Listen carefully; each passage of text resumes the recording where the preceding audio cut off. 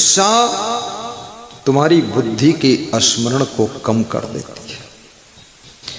क्रोध करने वाली संतान कभी सुख शांति और उन्नति के फूल की सुगंध का आनंद नहीं प्राप्त कर पाती है।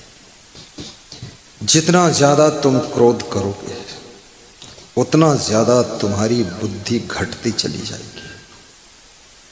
और माता पिता को जितना ज्यादा दुखी करोगे तुम्हारा भाग्य भी कमजोर होता चला जाएगा। गुरु को जितना तुम असमंजस दोगे तुम्हारा जो कुछ मिला था वो भी सब खोता चला जाए। ये मनमानी करना, मनमस्ती से घूमने निकल जाना, छत पे खड़े होकर टेढ़ी टांग करके मोबाइल से बात करते रहना, रजाई के भीतर चुपके चुपके हेलो हेलो, अरे हाँ हो ये सब धूर्तता छोड़िए।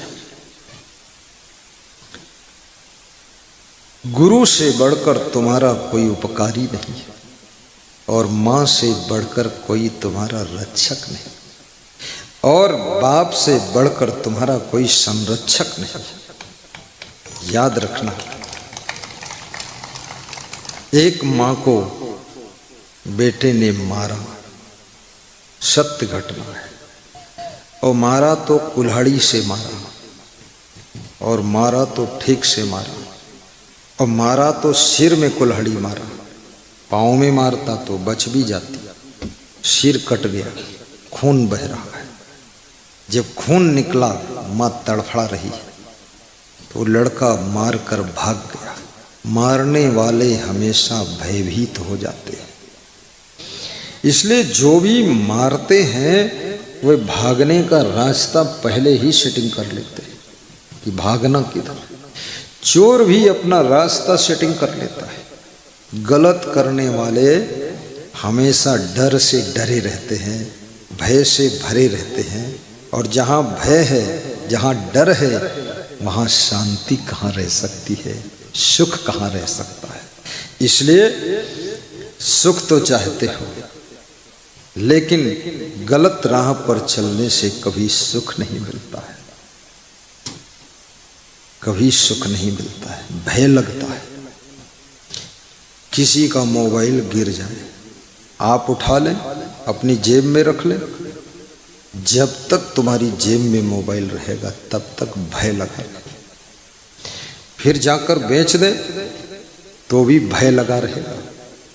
जिसको बेचा हूँ उसके पास फोन आ गया कहीं, उसने उठा लिया और बता दिया तेरा मोबाइल यहाँ है, आओ ले जाओ। और फिर उसने पूछा भाई तेरे पास कौन बेचा, तो उसने बता दिया कि वो आदमी बेचा है, तो मेरे पास आ गया, तो मेरा क्या होगा। अब एक 2000 का मोबाइल, 10,000 का मोबाइल, 10,000 रुपये की कीमत उतनी नहीं है जो तुम्हारे सुख शांति और आनंद की कीमत है। एक छोटे से मोबाइल के लालच के कारण तुमने सुख शांति आनंद को खो दिया, और 10,000 दे करके बाजार में कहीं सुख शांति खरीदी नहीं जा सकती। तुम 1 लाख दे दो, 1 करोड़ दे दो, 100 करोड़ दे दो, विश्व की संपत्ति दे दो, किसी दुकान पर, किसी फैक्ट्री में सुख शांति न बनती है, न बिकती है, और न कोई वहां दुकानदार बेचता है। दुकानदार खुद ही अशांत है, फैक्ट्री मालिक और ज्यादा टेंशन में है, जो जितना अमीर उतना ज्यादा चिंता है।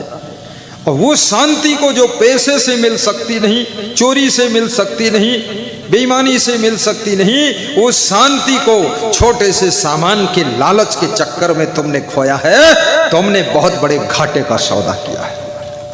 इसलिए लालच कभी मत करो। दूध का दूध, पानी का पानी, पारदर्शी हिसाब किताब होना चाहिए। रिश्ता भाई भाई का और हिसाब पाई पाई का। एक पैसे की जरूरत नहीं है, किसी का छल कपट करके लेना नहीं है, अपनी मेहनत का जो मिल रहा है वो ले लेना। झूठ बोलना भी पाप है। कितने लोगों की झूठ बोलने की बहुत बड़ी आदत है। उनसे तुम पूछो कहाँ हो तो बता देंगे गुना में। फिर थोड़ी देर बाद दूसरे से फोन लगवाइए कि आप पूछिए कहाँ हो, तो बोलेगा शिवपुरी। 5 मिनट में शिवपुरी आ गया, वो उड़ के, हेलीकॉप्टर है। फिर तीसरे से फोन लगवाइए कहाँ हो, तो बोलता झांसी जा रहा हूँ। और हुआ क्या है, बेडरूम से निकला है, बाथरूम में लेटरिन गया है और चाय पी रहा है, इतनी देर में गुना शिवपुरी झांसी हो गया है। इतना चंडाल आदमी, झूठा फालतू बोलता है। जब तुम गलतियां करते हो तब तुमको मजबूरी में झूठ का सहारा लेना पड़ता है। और याद रखना, झूठ से तुम्हारा विश्वास खत्म होता है, चोरी करने से विश्वास खत्म होता है। और विश्वास, अगर 10,000 की चोरी किया और विश्वास खो गया, 1 लाख दे करके भी वो विश्वास वापस नहीं लौटाया जा सकता है। और जिस पार्टी को विश्वास मत न मिले उसकी सरकार नहीं बनती है। आपकी भी सरकार घर में ही गिर जाएगी सरकार। इसलिए कृपया, विश्वास बहुत बड़ी चीज है, पैसे का कोई और महत्व नहीं है। राम के पास में पैसे नहीं थे वनवास में, लेकिन विश्वास, भरोसा, मनोबल, आत्मबल, बुद्धि बल, विवेक बल, ज्ञान बल, तपोबल, ये सब बल राम के साथ में है। इसलिए राम के साथ में रामा दल है। तुम्हारे पास में कितना बल है सोचो, लेकिन लोग समझता नहीं है, घाटे का सौदा करता है। किसी का सोना गिर जाए तुम्हारे लिए मिट्टी से खराब है, और चोरी का माल भी चोरी हो जाए तो चोर भी चिल्लाता है। चोर कहता है पता नहीं किस चोर ने चोरी कर लिया, बहुत बड़ा पाप किया, और खुद भी चोर है, दूसरे के यहाँ चोरी करके खुद लाया है, खुद ही पाप किया है, और पाप का धन दूसरा आदमी पाप कर दिया, महापाप हो गया। चोर के यहाँ दूसरा चोरी कर लिया, चोरी हो गई, अब चिल्लाता है कि चोरी पाप है। ये प्रवचन सुनाता है तू चोरी पाप है, तो ये प्रवचन पहले तेरे को मालूम नहीं था, तूने पाप किया इसलिए तेरे साथ पाप हो रहा है, महापाप होगा। हर व्यक्ति अगर ये सोच ले कि दूसरे की बेटी और बहन की रक्षा हम करेंगे, तो समझ लो तुम्हारी और बहन बेटी की रक्षा भी हो जाएगी। हर स्त्री सोच ले दूसरे के पति को मैं बिगाड़ूंगी नहीं, तो तुम्हारे पति की भी सुरक्षा हो जाएगी। अगर दूसरे के पति को तुम बिगाड़ोगी तो तुम्हारा पति भी कोई तीसरी बिगाड़ देगी, फिर बिगड़म बिगड़ी लगड़म लगड़ी चलता रहेगा। इसलिए किसी दूसरे के पति की ओर भी आकर्षित मत हो, उसमें कुछ नहीं रखा है, वो तो खोसट आदमी है, उल्लू आदमी, फालतू खीसे काटता है। आपके पति से बड़ा आपका हितचिंतक कौन है? सुबह से लेकर 10-11 बजे रात तक काम करता है, पैसे कमा कर लाता है, आपके पास जमा करता है, तुमको अच्छे कपड़े पहनाता है, स्वयं मीडियम कपड़े पहनकर घूमता है, इतने जोर से मोटरसाइकिल चलाता है कि बच्चों के लिए, फैमिली के लिए कुछ ज़्यादा कमा लाऊं, कहीं एक्सीडेंट हो जाए, टूट जाए, खोपड़ी फूट जाए, क्या हो जाए, इतने दुख तकलीफ उठाकर तुम्हारा पति तुम्हारे लिए व्यवस्था करता है। और तुम्हारे भरोसे पर देश विदेश, दुबई और कतर और इधर उधर, और पुलिस में नौकरी और कहाँ कहाँ नौकरी, मास्टर की नौकरी, नौकरी तो नौकरी, नौकरी तो काकरी, ऐसी है बोई तो बाजरी और खाई तो कांकरी, पहली बताओ चौधरी, नौकरी तो नौकरी, बहुत लफड़ा है। नौकरी तो एक बहुत बंधन भी है, 2 बंधन मेन रूप से है, नौकरी और छोकरी। अगर आपने शादी कर लिया तब समझ लो ये महाबंधन है, और नौकरी कर लिया तो ये भी बंधन है। फिर तुम नौकरी में जाओगे नहीं तो नौकरी छूट जाएगी, अपनी छोकरी को संभालोगे नहीं, वो जो तुम्हारी पत्नी है तो वो भी इधर उधर हो जाएगी। इसलिए ये बंधन है। लेकिन बंधन से मुक्त वही रह सकता है जिसको आत्मज्ञान हो, जिसमें त्याग तप हो, जिसमें वैराग्य हो। हर व्यक्ति बंधन से मुक्त नहीं रह सकता, इसलिए बंधन में रहोगे तो ही थोड़ा ठीक ठाक रहोगे, थोड़ा बंधे रहो, थोड़ा कर्जा भी ले लो। बाप बेटे में लड़ाई हुई तो बाप बोला मन तो ऐसा हुआ है घर से भाग जाऊं कभी ना आऊं। तो हमने कहा फिर भागे क्यों नहीं? बोले इसलिए नहीं भागे कि 50 लाख कर्जा है लोन बैंक का, तो वो अदा हो जाए तब भागूं। तो मैंने लड़के से पूछा, तेरा बाप भागना चाहता था, कर्जे के कारण भागा नहीं है। बोले मैंने इसीलिए बाप को ललकार कर इसी के नाम पर 50 लाख निकलवाया हूँ, और जब से 50 लाख कर्ज इसके ऊपर है तब से मेरा बाप ठंडा रहता, नहीं तो बड़ा गर्म मिजाज का है। तो हमने कहा ये कर्जा अदा हो जाएगा तब भाग जाएगा। बोले तब तक फिर और कर्जा ले लूंगा, बाप को फंसा के रखूंगा। कर्ज, मर्ज, फर्ज, हर्ज, ये सब चीजें आपको सहनशील बना देती है। आपकी गर्ज आपको सहनशील बनाती है। गर्ज बहुत बड़ी चीज है, और जो गर्ज मान लेता है वो फर्ज को कभी भूलता नहीं, और जो कर्ज में फंस गया वो फिर बंधन में वो भी आ गया। इसलिए अपना फर्ज समझो, अपनी गर्ज समझो।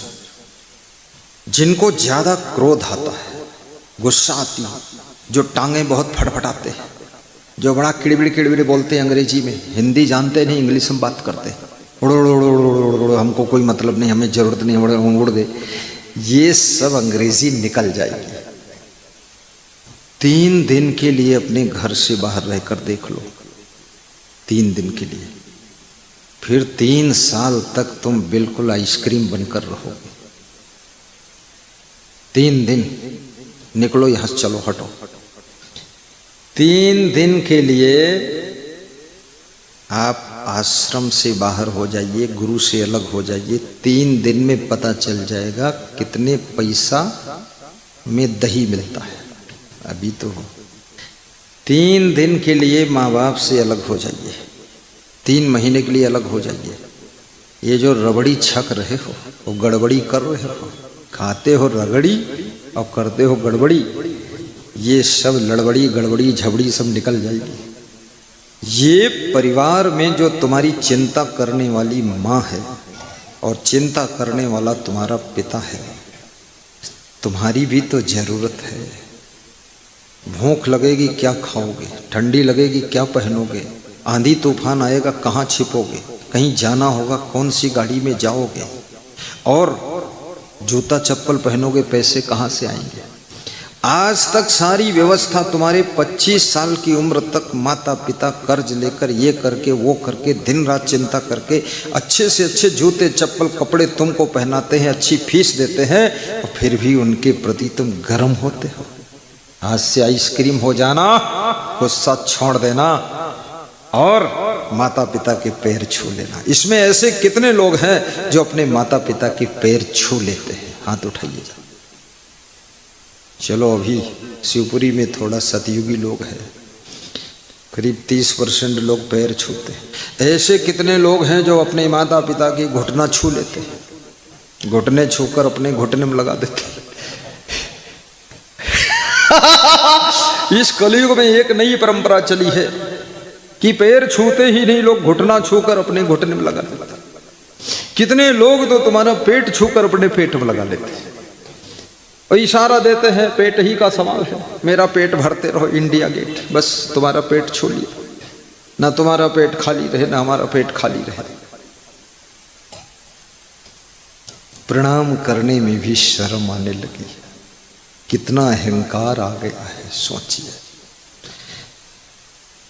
जिनके रजबीर से शरीर निर्मित हुआ है, वही शरीर अपने माता पिता के चरणों में झुकना नहीं चाहता है। ये अभिमान चरम सीमा पर पहुंच गया। भगवान के मंदिर में भी लोग हाथ जोड़ना नहीं चाहते, ऐसे ऐसे घमंडी पहुंचते हैं। आशीर्वाद भी लेना चाहते हैं और घमंड भी दिखाना चाहते हैं। भगवान भी मन में सोचता होगा, आया तो रावण है, मांगता आशीर्वाद है, चलो कुछ दिन के बाद ऐसा दुख का बाण मारूंगा कि जिंदगी भर तंग रहे।